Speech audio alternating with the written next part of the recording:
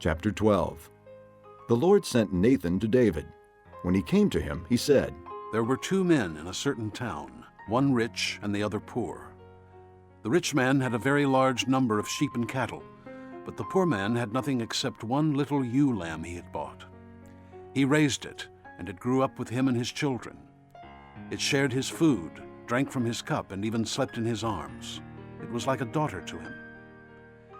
Now a traveler came to the rich man, but the rich man refrained from taking one of his own sheep or cattle to prepare a meal for the traveler who had come to him. Instead, he took the ewe lamb that belonged to the poor man and prepared it for the one who had come to him.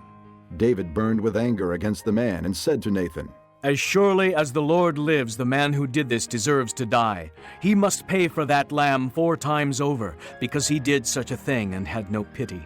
Then Nathan said to David, You are the man. This is what the Lord, the God of Israel, says. I anointed you king over Israel, and I delivered you from the hand of Saul. I gave your master's house to you, and your master's wives into your arms. I gave you the house of Israel and Judah. And if all this had been too little, I would have given you even more. Why did you despise the word of the Lord by doing what is evil in his eyes? You struck down Uriah the Hittite with the sword and took his wife to be your own. You killed him with the sword of the Ammonites. Now, therefore, the sword will never depart from your house, because you despised me and took the wife of Uriah the Hittite to be your own. This is what the Lord says. Out of your own household I am going to bring calamity upon you. Before your very eyes I will take your wives and give them to one who is close to you, and he will lie with your wives in broad daylight. You did it in secret, but I will do this thing in broad daylight before all Israel. Then David said to Nathan, I have sinned against the Lord. Nathan replied, The Lord has taken away your sin. You are not going to die. But because by doing this you have made the enemies of the Lord show utter contempt, the son born to you will die. After Nathan had gone home, the Lord struck the child that Uriah's wife had borne to David, and he became ill. David pleaded with God for the child. He fasted and went into his house and spent the nights lying on the ground. The elders of his household stood beside him to get him up from the ground, but he refused, and he would not eat any food with them. On the 7th day, the child died. David's servants were afraid to tell him that the child was dead, for they thought, While the child was still living, we spoke to David, but he would not listen to us. How can we tell him the child is dead? He may do something desperate. David noticed that his servants were whispering among themselves, and he realized the child was dead. Is the child dead? He asked. Yes, They replied. he is dead. Then David got up from the ground.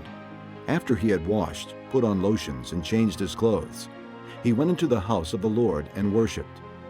Then he went to his own house, and at his request they served him food, and he ate. His servants asked him, Why are you acting this way? While the child was alive, you fasted and wept.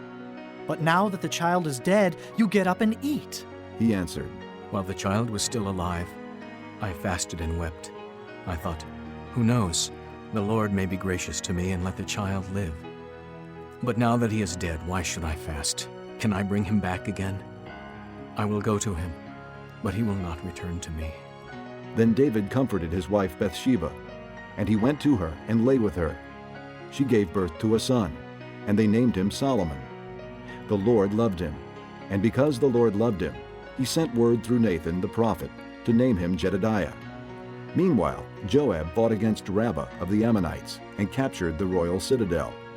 Joab then sent messengers to David, saying, I have fought against Rabbah and taken its water supply. Now muster the rest of the troops and besiege the city and capture it. Otherwise I will take the city, and it will be named after me. So David mustered the entire army and went to Rabbah and attacked and captured it. He took the crown from the head of their king. Its weight was a talent of gold, and it was set with precious stones, and it was placed on David's head. He took a great quantity of plunder from the city and brought out the people who were there, consigning them to labor with saws and with iron picks and axes, and he made them work at brickmaking. He did this to all the Ammonite towns. Then David and his entire army returned to Jerusalem.